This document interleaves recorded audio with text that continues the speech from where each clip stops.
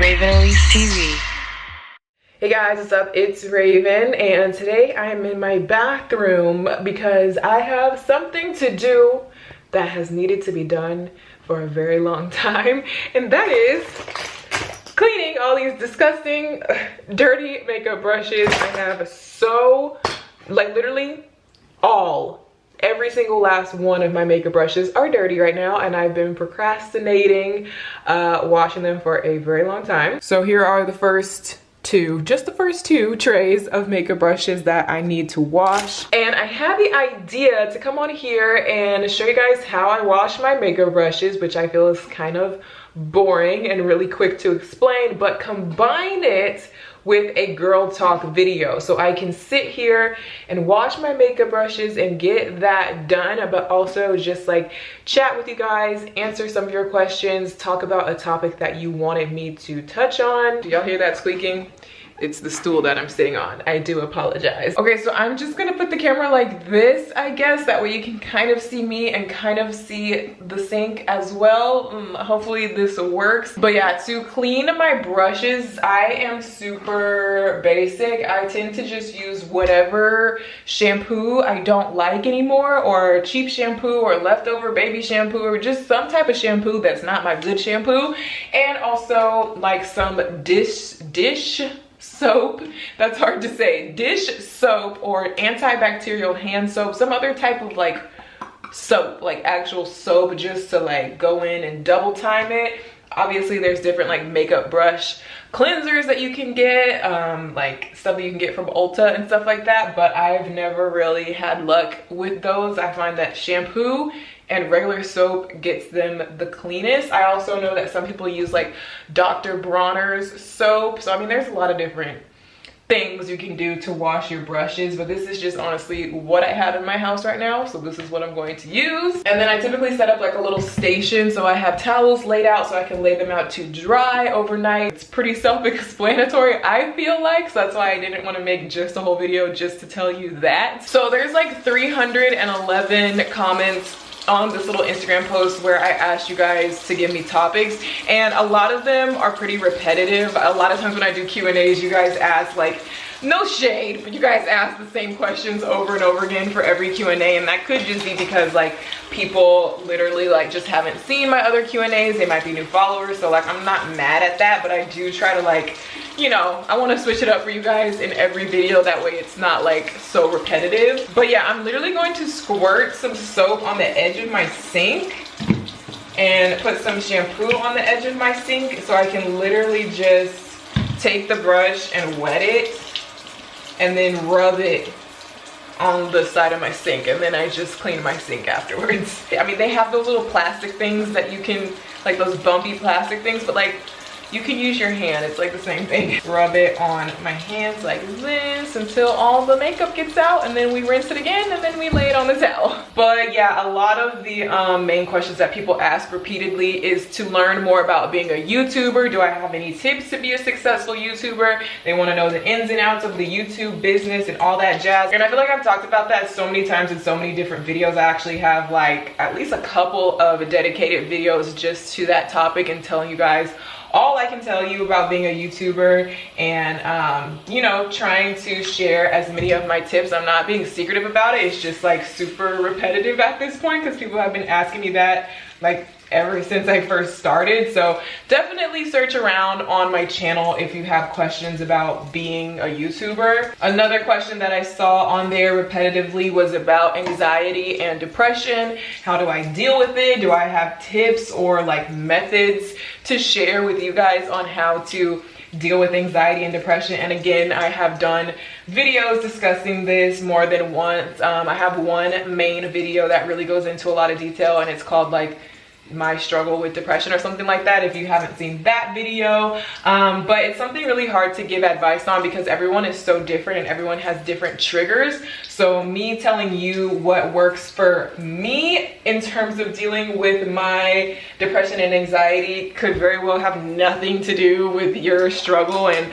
almost in a sense like just be triggering for you. I don't know, I just feel kind of weird like trying to tell people what to do in that topic, because it's just like is super personal, and it's like a journey that's going to take time. I guess the biggest advice I would give you is you have to make the choice to want to do something about it, and you have to seek help, and you have to tell people, you have to talk about it, you have to be open, you have to be honest. You can't keep it bottled up inside and think that you're just going to fix yourself by yourself. Like, it's going to involve other people. So if you haven't taken that first step to tell your loved ones that you're hurting, or tell your loved ones that you're struggling, tell someone, talk to a counselor, like, that's my biggest advice, is don't keep it bottled up. Don't try to do everything on your own. And another question that I can think of right off the top of my head that was asked repeatedly was about like making friends as a mom or as a single mom. Like, how do I go out and have fun? How do I make friends? How do I make other mom friends?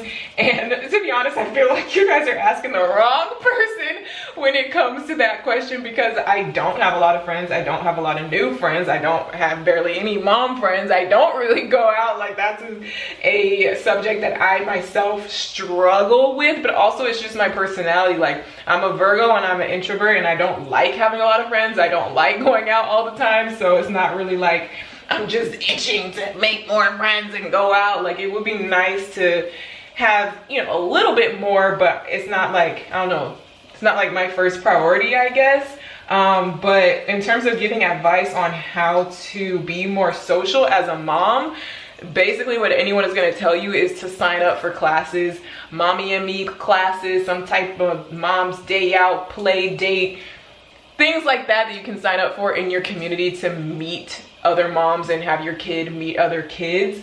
For me, I have like mixed feelings about that. I don't think it could hurt, but I just think just the fact that two people are both moms is not enough to build a friendship, if that makes sense. Like, you go into it automatically thinking like, I'm gonna meet all these moms and we're all gonna be best friends. Like, just because you're also a mom doesn't mean I'm gonna like you, or it doesn't mean you're gonna like me either, honestly. So I wouldn't necessarily say that that's just like a guaranteed way to like meet friends. I mean, it's just taking a risk, just with anything else. If you go out to a bar, you may or may not meet a guy. You may meet a bunch of horrible guys. Like, you don't know who you're gonna meet, but it's just like taking that opportunity to possibly meet someone that you like. So you just have to constantly put yourself in situations where you're surrounded by new people. And the easiest way to do that is to sign yourself up for classes and events and stuff like that. So I'm actually gonna do another trick that I do, where I take one of these old rags and I put it down in the sink. I get it a little bit wet, just because these brushes are like super dirty and I need more like friction. So if I get a little bit wet and lay it down here in the sink and then squirt soap and shampoo onto it, then I can have it laying down in there and like scrub the brush against the towel, just because these brushes are really dirty.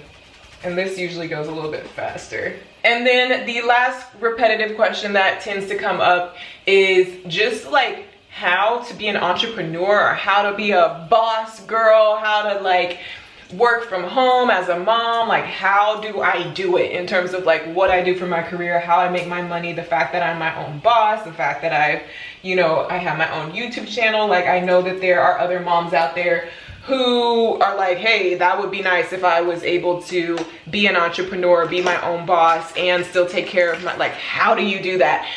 It's a process. This did not just pop up out of nowhere. This is nothing new for me. I've been, a content creator, been working towards being an influencer, been working towards being a YouTuber since I was like 14. So it's not something I can just say, here's how you do it. Step A, step B, step C, and by tomorrow you're gonna be your own boss. Like, for me, I just kind of fell into it over time because I got into it at the right time. Like, I started YouTube back when YouTube wasn't YouTube, you know what I mean? Like, back before all of this. I started my channel before I even knew that it could be something lucrative, and then I've built up everything else over time as well. So, I mean, I just think it just takes time and consistency and dedication. If I would have quit YouTube thinking that I'm not getting anywhere like a few years ago, then okay, then I obviously wouldn't get anywhere. But I kept doing it even when I wasn't making any money, even when it wasn't like, oh, I'm not hitting 1 million subscribers. Like, I still kept doing it, and I had to balance also going to college and also working at the same time. Like, it was a balance, and it was a long process. And now I've been doing YouTube for like freaking 8 or 9 years, and I'm just now hitting 600,000 subscribers, and I don't have 1 million subscribers like everyone else, but I still have to like every day find ways to make it work for me and find other little side hustles and releasing merch and doing these different things with different brands and stuff like that. Like, it's just a crazy process that has taken me years. And when it comes to balancing it with being a mom now, you know, I give lots of props to my mom, who helps me a lot, but it's just hard work and dedication. Like, I be exhausted every day. Like, I don't go to bed at a timely manner. I wake up early, I go to bed late. I spend every minute of my life either planning something or doing something, or, you know, I have to be productive like every hour of the day in order to get everything that I want done. Like, there's no chilling, there's no secret formula to it. It's just hard work and dedication. You have to start from somewhere, and when you first start, you're not going to be successful, and you're not going to be making any money, and you're going to have to work a whole nother job on the side or go to school at the same time, and it's going to be hard.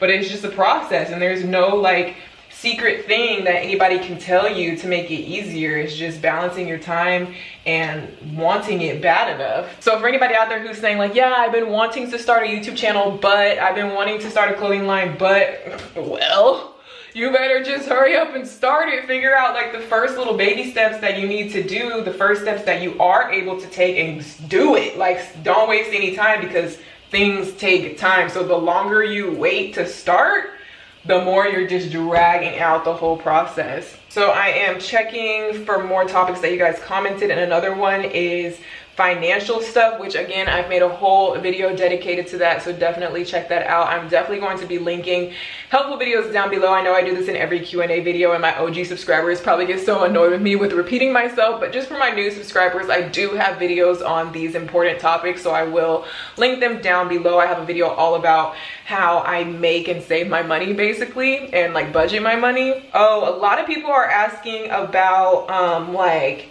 being single or getting over a breakup, advice for getting over a breakup and still having confidence afterwards and stuff like that. So I've definitely gone through multiple breakups. I've definitely been dumped before, and I know it really sucks. Like, first of all, let's not act like it's just something so easy to get over. I know some girls really like pride themselves on being like, F you, I don't care about you, I'm moving on with my life, I'm a strong ass bitch. Like, okay, that's cool for you. Some of us are very emotional, and I'm definitely very emotional. So when I go through any type of thing like that, like especially a breakup, I cry a lot.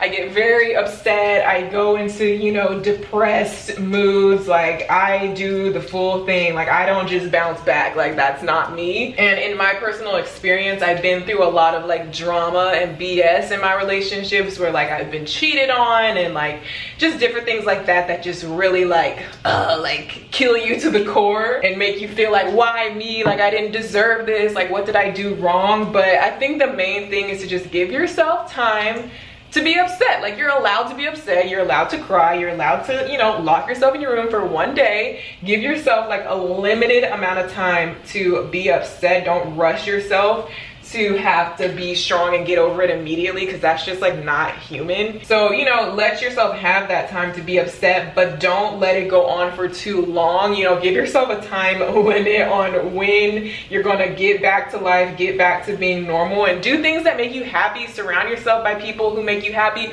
Do not surround yourself by the next fuckboy who is just gonna do the same thing to you. Like, that's, I think, a big mistake that we make, is like just running to the next guy just to fill that space, just as a distraction. Like, what do you call it, a rebound?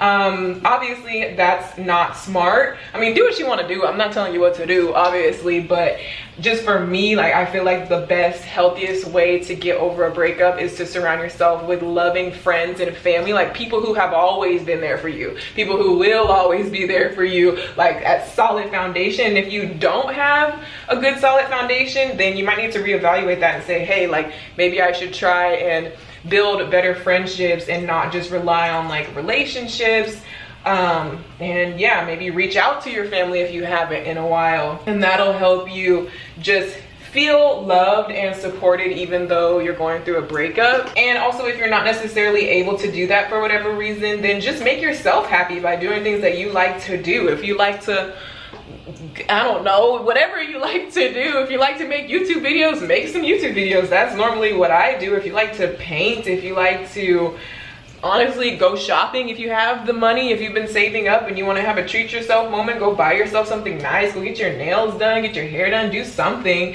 Even you can do stuff that's like free, like if you like to go hiking or whatever you like to do, just fill up your time with positivity and positive people. That way you're not just sitting there like upset, because you have to like move on eventually. And then also, of course, you have to take every relationship, every failed relationship as a learning experience. You can't just sit there and think like, well, I didn't do anything wrong, so like I'm not gonna change at all, like I don't need to learn anything. Like even if you feel like you didn't do anything wrong, you kind of sort of probably did do something wrong because you let the wrong person into your life. So like there was a lapse of judgment, or there's always something that you technically did wrong in order for the relationship to fail. So you have to like reevaluate your life and look at yourself in the mirror and say, hey, yo, like be straight up with yourself and see what you need to change going into your next relationship. Because I learned a lot about myself from all of my failed relationships. Every relationship I've learned something. I didn't learn enough clearly, but I learned something. Let me show you guys what I'm doing. So I just like wet the brush, there's soap on the towel, and I just like scrub it onto the soap on the towel, and then I'm rinsing it. But also I feel like you have to realize, especially nowadays with like how social media is, but like being in a relationship is not like the freaking answer to life. Like it's not the end all be all. You're not a terrible person just because you're single. You're not a failure just because you're single. Like you don't need to just be in a relationship just to be in a relationship, just because everyone else is in a relationship. Like don't feel like a loser because you're single, just because you're on Instagram looking at all these cute couples and oh my god, like there's more to life. Like honestly, you can have great friendships, you can have a great relationship with your family members, and lots of times friendships last longer than relationships anyway. So work on building really good friendships with people and work on yourself. Like hello, you're your number one person. Like you got to work on yourself. If you're trying to start a business or finish school or you know, get your dream job or whatever, like why are you worried about some boy when you got stuff to do? Like you've got stuff to do, especially as a teenager and a 20-something-year-old. We all have stuff to do. So being single is just time to focus on that and actually focus on it. Okay, a lot of people are like, I'm single and I'm working on myself. No, you're not. I don't see you doing anything. Like you have to be serious about it. And honestly, it's better that way, because then by the time the right person does come along, then you're like good. You're like, yeah, look at me. Look who I am. I've been working on myself. I accomplished this, and this during this whole time that I was single, and now I am a catch, and you will want me bad, don't you? I mean, take me for example. This whole time I've been single, I've been working on my skin, I've been working on my hair, I've been working on my career, I've been getting my numbers up, getting my bank account up. I moved to a nicer house, I got a car. Like look at me.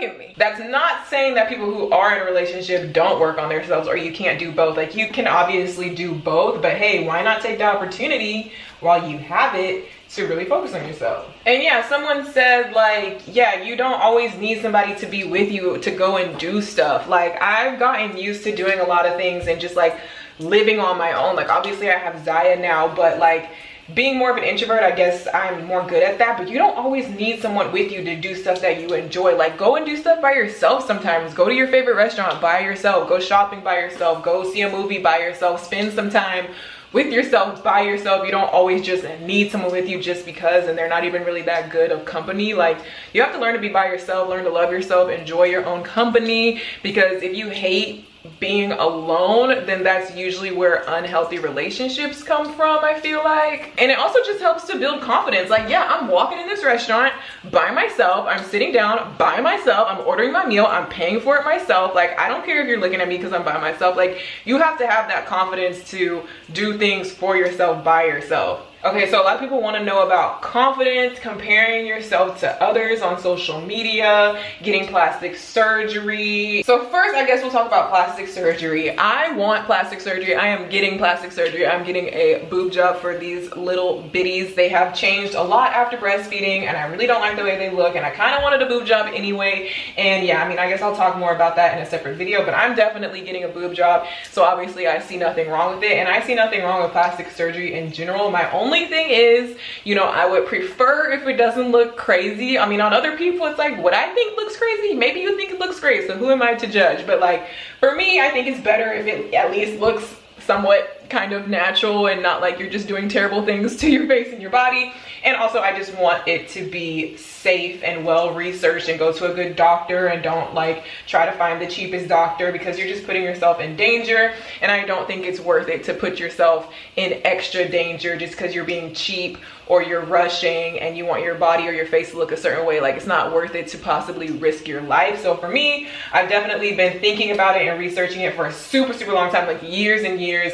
And I'm definitely going to pay top dollar for a great doctor who has great reviews and stuff, because it's not worth like the risk of just like trying to be cheap and trying to rush it. But yeah, other than that, like, plastic surgery is your business. It's your body. Like, literally nobody else has to live in your body. Nobody else has to wake up and look at your body or your face every day. Nobody else has to feel the effects of that. So who are they to tell you what you should do with it? You can't tell me that. Like, that's my business. And if you really don't like it and you think it's so horrible, like, first of all, get off your high horse, because nobody cares about your opinion. Second of all, you need to reevaluate your life, because like, you're just being judgmental for no reason, and that's not a good personality trait. So yeah, with plastic surgery, I say just do you, boo, as long as it's safe. But I think everyone thinks like with the Instagram and stuff, it's just pushing young girls to just want to get all this crazy plastic surgery and lip fillers, and oh my god, it's just horrible. What has our generation come to? Like,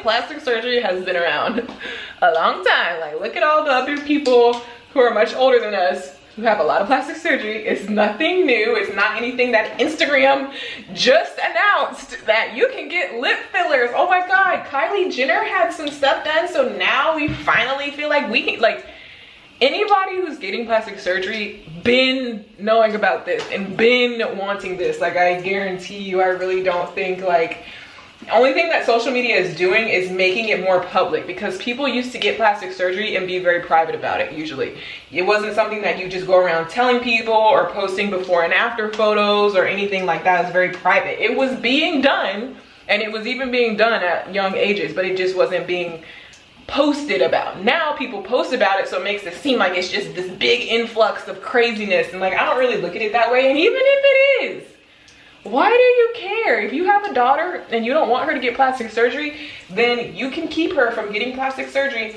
until she's 18. After that, she gonna do whatever the heck she wanna do, and you're gonna have to deal with it and love her anyway. So people always ask me like, oh, well, you're getting a boob job, but would you let Ziya get a boob job? Yeah, after she turned 18 and she can pay for it herself, she can do whatever the hell she wanna do. Only thing, like I said, I'm gonna be worried about is if it's reputable and if it's safe, because I don't want anything bad to happen to her. But especially now that I'm getting one done, and I could probably give her advice. Obviously, that's what I keep saying, is like, the main thing is like safety.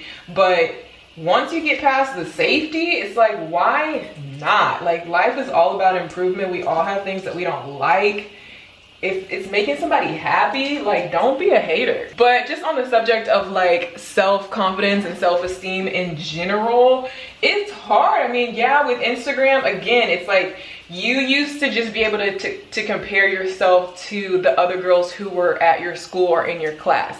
You didn't have MySpace or Facebook or Instagram or anything at one point. We didn't have anything to really just constantly see pictures of other people to compare ourselves to. All we had was like magazines and television, and I feel like most people after a while started to know like, okay, this stuff that's in magazines and on TV is not even real, so I'm not even gonna bother comparing like, it was common knowledge that all that stuff was photoshopped, so nobody even like cared, at least in my circle. I don't remember any of my friends being like, oh my god, look at this girl on TV, look at this girl in this magazine, I wish I could be like her, like, why does my body not look like hers? I mean, maybe people still kind of had that attitude, but I just feel like it became very well known that it was all fake, so you couldn't really like compare it.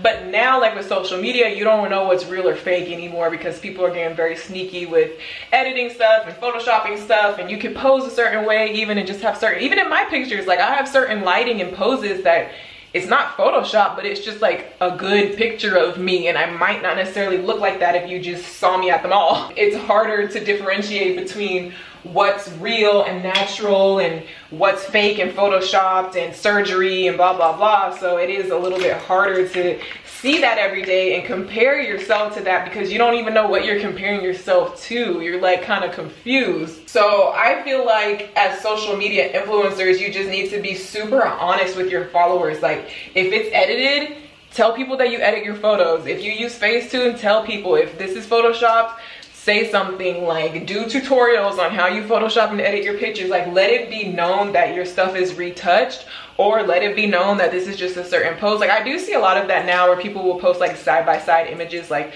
this is me posing and this is me not posing, but they're both still my real body, just to like let people know, like, hey, just so you know, some of this stuff is very like posed or edited or whatever. And that's why I'm very open with the fact that like I edit my pictures, and I always tell you guys like, oh, this picture is not edited, like I'm so happy, or you know, I give you guys little tips and tricks on how I edit my pictures. Like it's common knowledge that if you see a glamorous headshot of me, I use Facetune.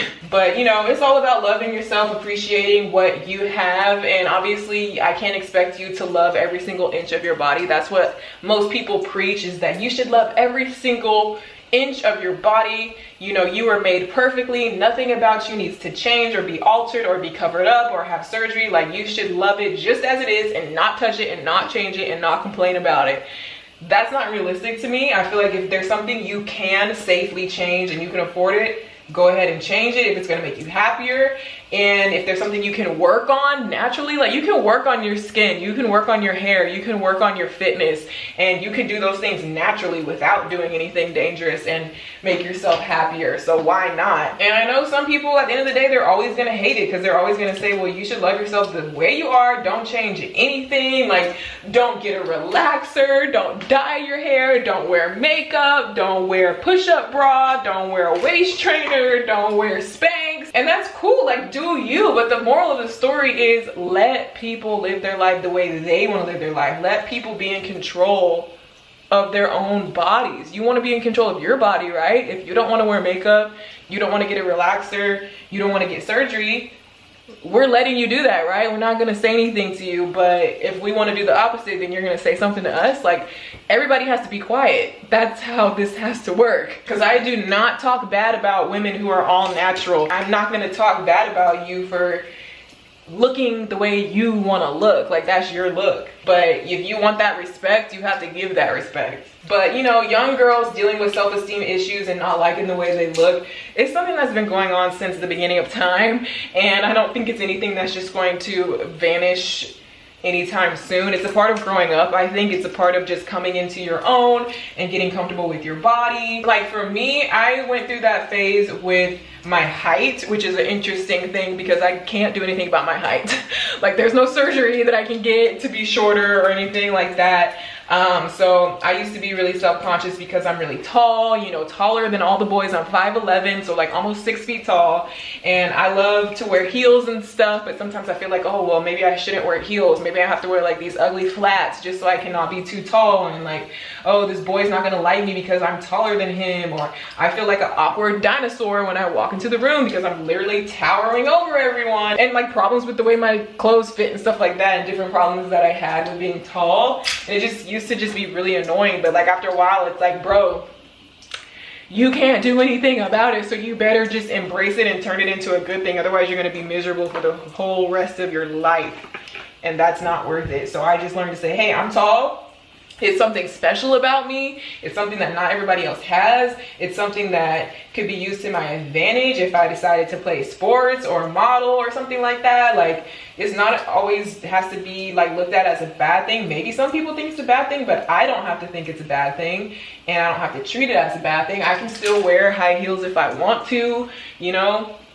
just had to get over it. And so now, like, sometimes it still bothers me in certain like rare occasions, or like especially just like it's annoying when I'm trying to find clothes or something, or sometimes still with the whole like wearing heels situation, because like all of my friends are short, like pretty much. Like I have probably 2 friends who are like my height, but other than that, a lot of my friends are like actually like short, like way shorter than me. So like if they're like, hey, let's go out, and I want to wear heels, then I just look crazy standing next to them sometimes, and I just feel weird like going out in public with all these people who are down here and I'm like up here, and I still have that thought process sometimes like maybe I should just wear flats just so I don't look weird in this group. But half the time I'm just like, you know what, no, flats do not go with this outfit. I'm not going to sacrifice my outfit just because I'm feeling awkward, like I need to get over it. And 9 times out of 10 when I go out and I'm wearing heels and stuff, that's usually when I get compliments, because people are like, wow, oh my god, you're so tall and beautiful, like you look like a model. Like people notice me because of it. Granted, certain guys I can tell don't talk to me because of it, but hey, I mean, I guess that just means that guy is not for me. But going back to the topic of like social media and self-esteem, one thing that I forgot to say that I definitely would recommend is be careful of what you're looking at online and who you're following and what type of stuff you expose yourself to, because you end up exposing yourself to a lot of stuff that you don't need to be looking at that. Like if it makes you feel bad, if you're following some girl who like her body makes you feel bad about your body, you have every right to unfollow her. Like you're not being forced to follow anyone, and it's no shade to that girl, but it's just like, hey, in this moment of my life right now, this is not making me feel good, so unfollow them. Like don't look at things that make you feel bad, and try not to go searching for those things that make you feel bad. I unfollow people all the time, either because they just don't fit my vibe, I don't like what they're posting, I don't like their style anymore, honestly, or it's something that is making me feel bad about myself. Maybe I'm following some girl who has big perfect boobs and I can't stop thinking about my boob job and being so impatient about it. Okay, I'm gonna unfollow you for right now. Maybe I'll follow you back. You know, like my thing is always fluctuating because it's just social media. Like it's not a big deal if you unfollow someone. Like it's no shade, it's just you need to be careful about what you're exposing yourself to, and you have every right to like make sure of like what you're following, and don't feel like obligated. Like even if it's like family members or people from your school or people that you used to be friends with or whatever, like sometimes I feel like there's just like a bunch of nonsense on your timeline, and it could be making you feel bad about the way you look, or just making you feel bad in general. Like they're just always posting negativity, or they're just always complaining, or they're just always whatever it is that you don't like that you're seeing on your timeline. Do not be afraid to unfollow people, block people if you need to. Like your timeline, I feel like should be a place where you get inspiration, you get a good laugh, you discover something new and cool, you chat with your friends. Like it should be something positive, other than if you use it for news and there might be like a bad news story that day or something like that. But even me, like I don't follow news things because I don't like to see like being bombarded with like school shooting. Like eventually I'm always gonna see it because it's just like you can't fully avoid it, but like I don't like to see stuff like that just plastered over my whole timeline. So if it's anything negative like that, or just, you know, it's not making me happy, it's not funny, it's not inspiring, bye, like I'm unfollowing you. So I think that should be everyone's homework, is to go on your social media, whether it be your Facebook, your Instagram, your Twitter, all that stuff, do a cleanse. See what needs to be removed, because that, you look at that like every day. Most people look at that like all day, every day, and that's really like messing with your vibe. Okay, so these last little brushes is gonna be finishing off one tray of my makeup brushes that I had to clean. I still probably have like 3 more trays that I need to clean, but I'm not gonna sit here and do that for this whole video. So I think I'm gonna wrap it up here. I hope you guys found this video interesting. Hopefully, like, I feel like my face was out of focus the whole time. It's a weird setup, it's a weird audio. We gonna have to figure something out. Like maybe I'll have to do a different task next, maybe like folding laundry or something next time for the next girl talk. But I do feel like this was a good way for me to get something done, but also, you know, film a video and talk to you guys. So give it a thumbs up if you think that this is a good idea, and comment down below what I can do next time while I'm talking, if you have any suggestions. But yeah, subscribe if you're not already, and I will see you guys in my next video. Bye.